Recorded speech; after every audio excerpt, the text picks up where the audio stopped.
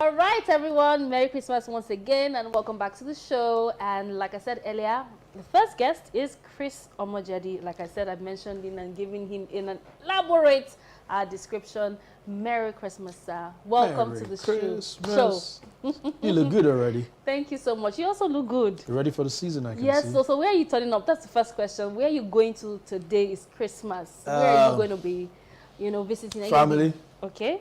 Family is usually the first thing. Okay. I think that's the glue that kind of binds everybody together when it comes to Christmas. Loved ones. Yes. So definitely we'll spend it with family indoors. Wow. Now that's I like how you said, because again, it's a season of love and giving. Yes, it is. So how can people stay connected, in this season, despite the economic challenges? Like you eloquently explained earlier on, we found ourselves in amazing times economically, and it's not just us Nigerians, it's global. And a season like this oftentimes always a reminder to a lot of people on what they seem to be lacking. But I think the first step is a reminder of the blessings that they are presently enjoying. I think that's the first step. For you to put your gaze on the things that you presently have.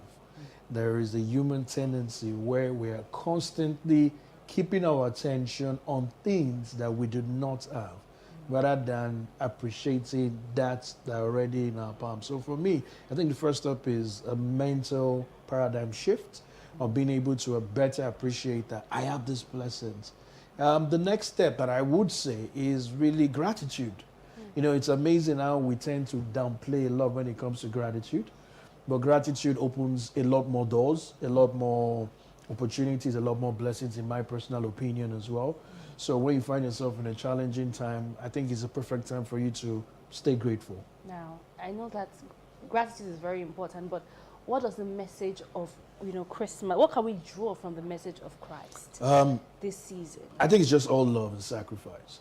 I live in a community here in Lagos where the discussion and discourse amongst residents was, instead of another elaborate event of eating the same meals we eat every other day, it's time to give back. It's time to extend our hands to those who do not have the same unique opportunities or privileges that, by God's grace, that we enjoy. The underlying message of Christ's death on the cross and his birth, which is for Christmas, is sacrifice. He came into the world, took the human flesh, and took on the sins. We all know the rest of the story. So it's sacrifice. Sacrifice is what drives Christmas. So if you're out there, Christmas, the first thing you should think of is, what kind of sacrifice can I make on this day? How can I extend myself to others who are not privileged to have what I possess, who do not have the unique opportunity? I mean, there are a lot of people out there that probably will not even have a meal. That's why I'm a firm believer and a firm supporter of a lot of food bank initiatives, a lot of organizations giving back towards that.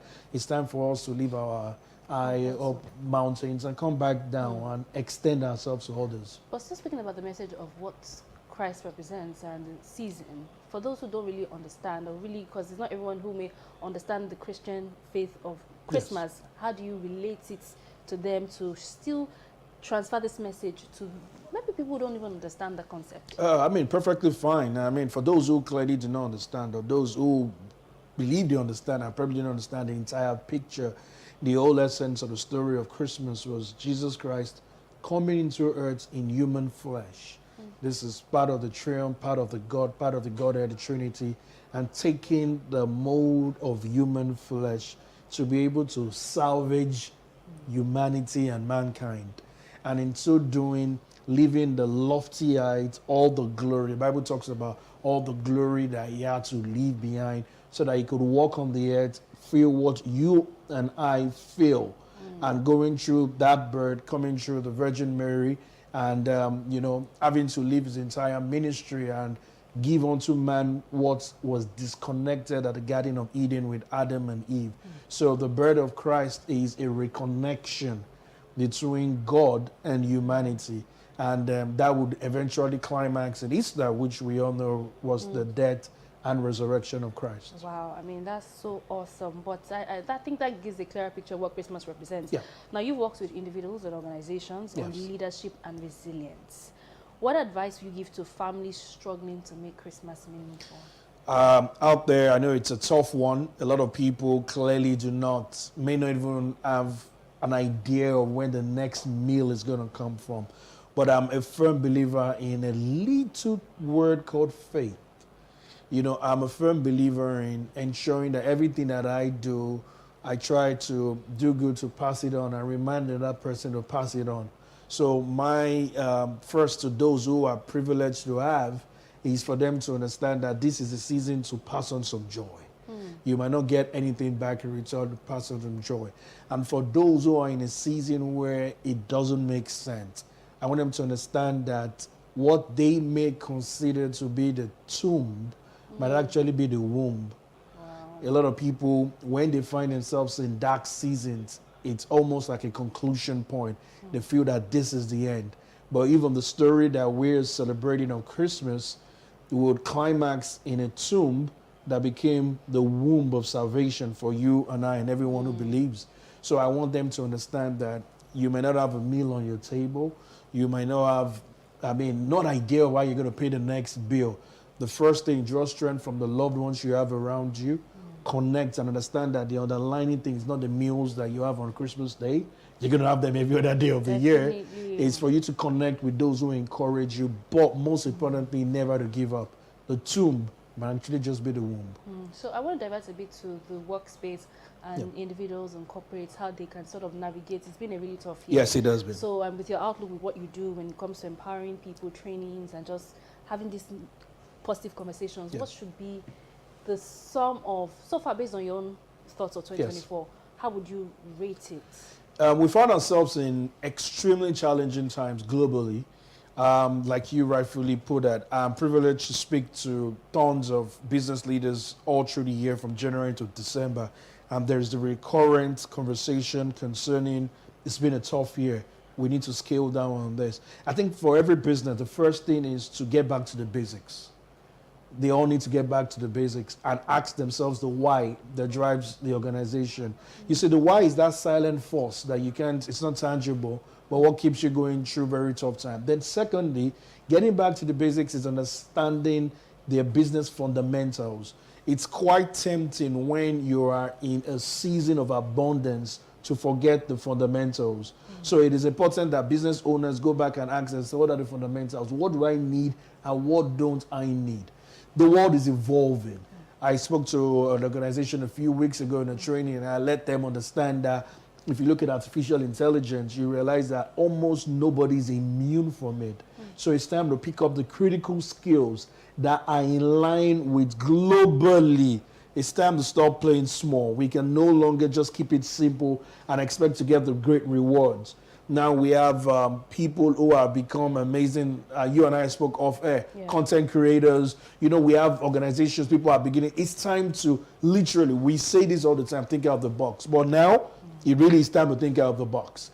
It is time to go unconventional. It's time to go full, or it's time to seek the assistance of experts and professionals who can proffer solutions for you. It's time to save more. It's time to cut expenses. It's time to plug the leaps. It's time to stay focused on what it is, but the value that you want to bring to the marketplace. After all said and done, one of my mentors, Jim Rohn, would say, you get paid for the value that you bring to the marketplace. So it's time for business owners in this December to ask, what value am I bringing? And in bringing its value, where's the role of technology in all of this? Is that going to help me enhance? Is that going to help me scale up? Those are all the fundamentals. I mean, those are just amazing words of wisdom. It's Christmas here, we are eating chicken, but then we need that bit of insight for above for 2025. But just to wrap up the conversation, how can communities support one another? I know it's good to say these things, but generally that supports, how can they support one another? I look back a few years ago when, unfortunately, there was a little uprising, in some part of the country due to, some public reactions to government actions, inactions. And that was a testament to the importance for communities to take care of their own and take care of those that surround them. There's always been this fallacy of thinking that I am behind my eye walls and I can do all of this. But when it hits the fan, you realize that you're as exposed as the man next door. So my charge for communities to understand that As long as there's somebody else out there who is hungry and lacking, it's a problem for you. We need to stop looking at problems from an individualistic perspective and start looking at problems as a community problem. So if I have a few people outside my gate who can afford the meal, whose kids can't go to school, who are unable to enjoy the joy that Christmas brings, it should be a cause of concern. Now, whilst I understand that you cannot cure everybody's issues and problems, I think it would help to encourage, it would help to inspire, and it would help to bring a smile on Christmas. Wow. So what are your last thoughts? Last words to everyone who will be watching, maybe individuals and corporates, last word for Christmas. I just say a very Merry Christmas. If you're still standing there and this year didn't consume you, it means that no other year will consume you. I just think you should just keep at it, never give up, never give in. Don't throw in the towel. There is a tomorrow. Wow, thank you so much. Thank you for having me. And enjoy the Christmas. I will try. Am I going to get a meal from you? No, I don't know about that. I probably would just turn up where you're turning up. To have a great We're there Christmas. waiting for you. Thank you so much, guys.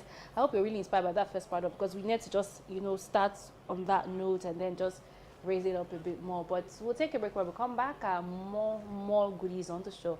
I'll be right back.